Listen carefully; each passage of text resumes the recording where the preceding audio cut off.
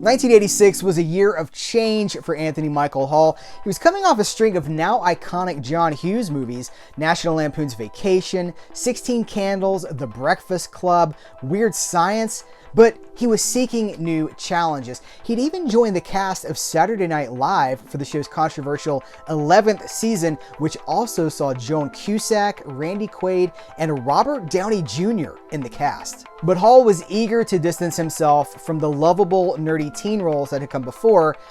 Enter a Hitchcockian thriller for the new wave generation, and a move that would reportedly cost Hall his relationship with John Hughes.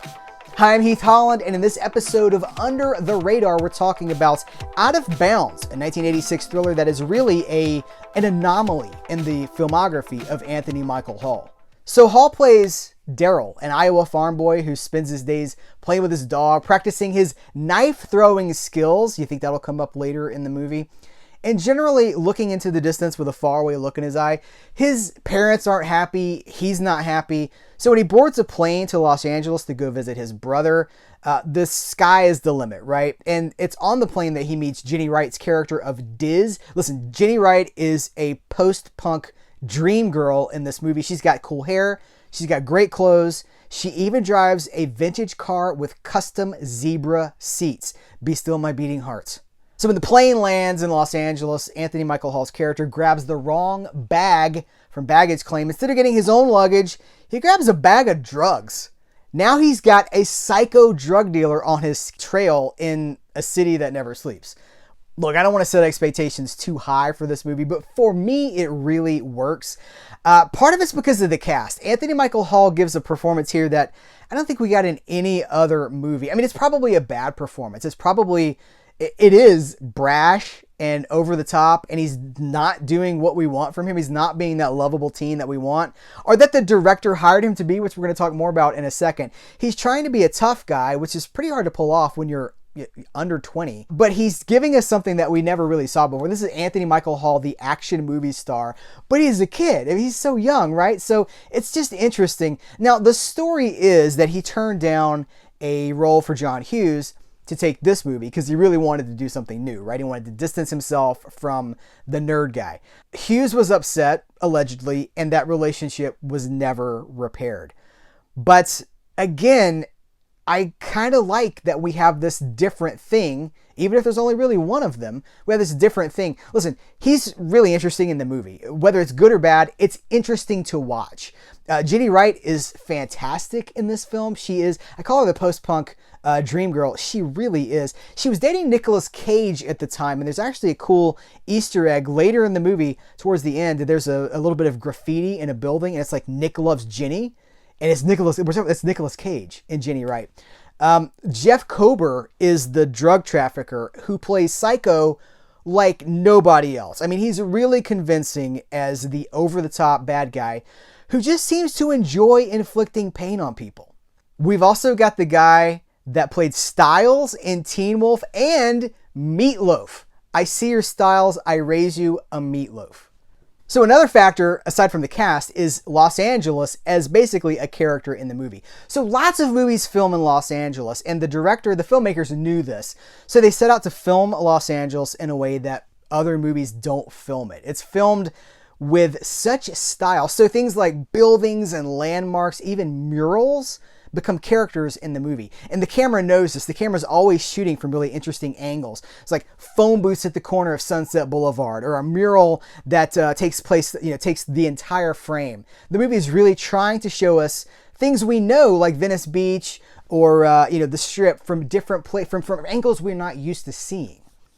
I think the trifecta of awesomeness for this movie that makes it so easy to recommend is that it is wall-to-wall incredible music. So Stuart Copeland, the drummer for The Police, is the composer of this movie, but it's got songs from The Smiths, The Cult, Adam Ant, Belinda Carlisle, The Lords of the New Church, Night Ranger. One scene takes place in a club where Susie and the Banshees are playing live.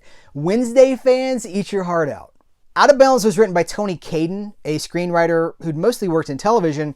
He'd contributed to The Streets of San Francisco, Beretta, Little House on the Prairie. Out of Bounds is his first theatrical screenplay.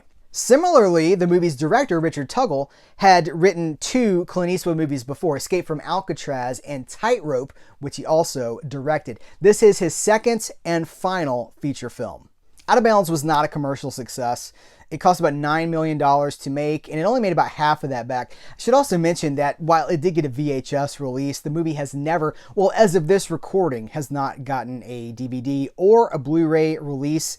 You can catch it on digital and streaming platforms like Tubi. You can buy it on Vudu, Fandango now, iTunes, Apple TV, places like that. It's around, but as far as owning it in a physical form, it has yet to get its due.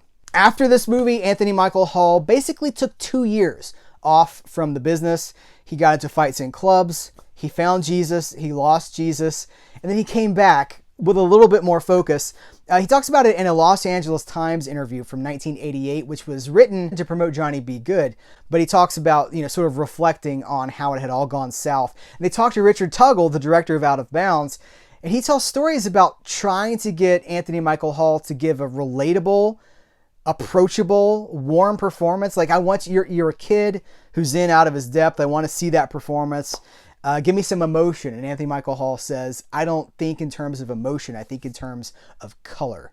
Just being difficult. They had nicknames for him on the sets, not flattering nicknames. All these years later, I think this is an easy movie to recommend. The years have smoothed away those rough edges, and it now just feels like a time capsule. It takes us back to the summer of 1986. Shows us the music. By the way, it had an incredible soundtrack album that's worth picking up.